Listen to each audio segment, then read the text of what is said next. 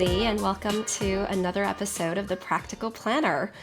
Today, I am the one who is opening, and so we have a very sort of hopefully an easy listen for you. I know the last episode with irrevocable trusts and businesses and all these trust acronyms was probably really dense and long. And so for this episode, we thought we would give you some practical pointers about what you can do as a financial advisor to help control the bill when you are working with a client who is working with an estate planner.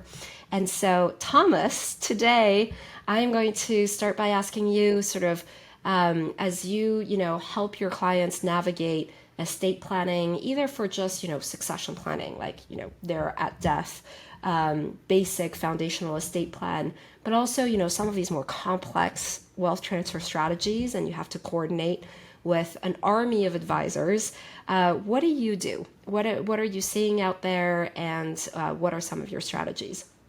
Yeah, I think you worded that really well without saying like lower fees directly, because I think sometimes a lot of the advisors I talk to, everything is about like fee compression and lowering fees and everything. But at the end of the day, like you still want to work with a professional who's going to get the job done and get the job done well, right? Like finding an estate planning attorney that's going to cost 1,000 versus 9 is really cool until that's a terrible estate plan and issues come about. So like, I think first and foremost, level setting that like quality is important and you want to pay for quality, but there still are ways for us as advisors to help reduce the fees that our clients are going to pay to the estate planning attorney, at least in my experience. And I think, this really starts with like, first meeting I have with my clients is all about getting organized, right? Like I need to understand their balance sheet. I need to understand their family. I need to understand their wants. And then from there, I really focus on educating them on, the benefits of each different type of thing. So I think if you start with the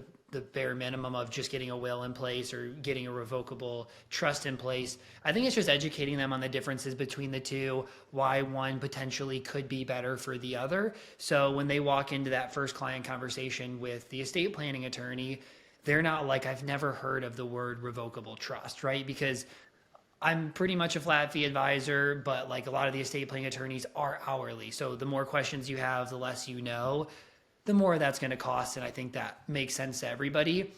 I think there's only so much you can do on that side of things, right? You're still going to pay to move the business there, to do a deed transfer of your house.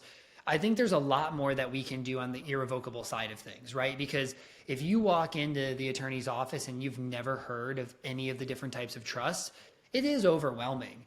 And so for us with our clients, we really start to walk through some of the strategies that could be impactful to them and why. And we do that twice, actually. Like we still have a beginning one. Here's the strategies. Here's the potential impact. Here's, what this can do for you in the long term. Okay, take some time to think about this, understand it, and then we'll sit down for the next meeting and answer questions about it for them. And so then when I call the estate planning attorney, I'm thinking about a recent case I've been doing this on. I said, here's the client, here's what they want, here's some of the strategies we're considering that we want to go through with you and help decide, what are the best ones to do. Because, for example, I had a client who I knew the estate planning attorney wanted to bring up irrevocable trust for the parents to set up, but that was never going to happen. The parents were never going to agree to it. They've already talked about it. We already had them facilitate that conversation. And they said, absolutely, that's not something that we really want to do.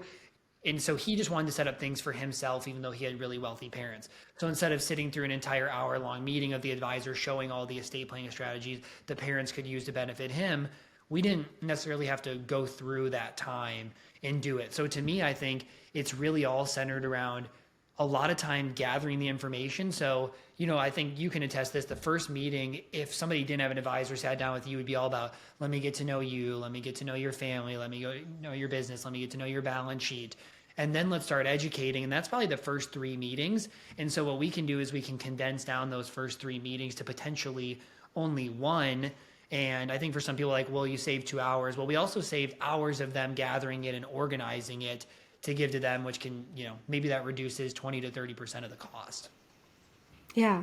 I mean, that's one of the pain points, right? That I remember when I onboarded new clients. And let's be clear, my biggest referral sources were financial advisors. So the better I worked and coordinated with a financial advisor, the more likely they enjoyed working with me, and saw me in action with their clients and would then refer business back to us. So with the financial advisors that I got a lot of referrals from, it was like we hit a really good, we synced up, like we hit a really good pace. But there's always that information gathering that a lawyer needs to do. And so, to the extent that the financial advisor has already done all of that once, why do it again? And this, I have to mention, by the way, that attorneys tend to operate in a pretty antiquated way. It's just, the business, I think the profession, they're very reluctant because of different liability reasons and insurance and whatnot to adopt technology quickly. And so this is where, to be honest, I sent a PDF. And very recently we made it fillable, which is even better than just a static PDF. But I mean, imagine, right? Like if your clients have to sit through and like fill out a static PDF, do they print it? Do they like have Adobe Pro to be able to fill out? Like you as the financial advisor, like just the fact gathering stage could just really be helping your client. I was going to hit on that a little bit deeper though too. Is like almost every advisor I know has financial planning software. So the tools we have to gather the info, like my software has them link every account they possibly have, and then I have a vault that has taxes, company benefits, insurances, investment statements. So like everything is gathered in a really easy way where it's not like I give the attorney that login, but all of that is downloadable and be able to share with them as long as clients give the approval, which of course they do. Like every client wants you to handle communication for them or with Exactly. them at least. So, because you might be more technologically forward than the attorneys you're partnering with, your tech stack, put it to work to reduce the bill for your client on the legal side of things. And of course, there's technology out here like wealth.com that can help you further reduce some of those costs. But I think that's a good talking point to add too, right? Like all of our clients are entering things into wealth.com. So when they book a meeting with the attorney can go through the software with them. And that also saves a whole bunch of time. Yeah, absolutely. Something interesting that you said too is, about setting client expectations and making sure that, the first time that they hear about something is not, necessarily from the person who's billing them by the hour. But if you just happen to know and have the comfort level to be able to speak to it, you can take that first crack for sure. So here's what I would say. I think that with the most successful financial advisors that I worked with, client management was also a thing because let's put it this way. Sometimes you have clients who just like really like to ask questions, detailed questions. They really need to know what's in the boilerplate of their documents, and they need a lot of hand holding and they're just like constantly emailing. I'm sure everybody can think of a client that's a little bit like that. And that experience can be just as frustrating for the client who's getting the $20,000 bill from the attorney at the end of, the project as with the attorney because they don't want to charge $20,000 to do like a basic estate plan, right? That's not what it's supposed to cost. And so then they have to reduce their own billing, go back to the billing department, get approval from the head of whatever their group is, their practice area, and it's just like a bad experience for everybody.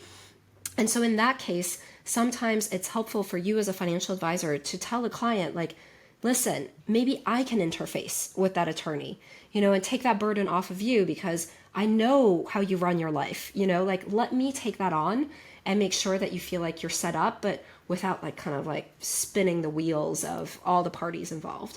So I'll tell you that has happened a couple of times where when you have the financial advisor kind of stepping and mediating that, it is really helpful as an attorney as well. The flip side of that to be careful about is the attorney-client privilege, right? And how all of a sudden you're almost stepping into the shoes of the client to like impart their wishes.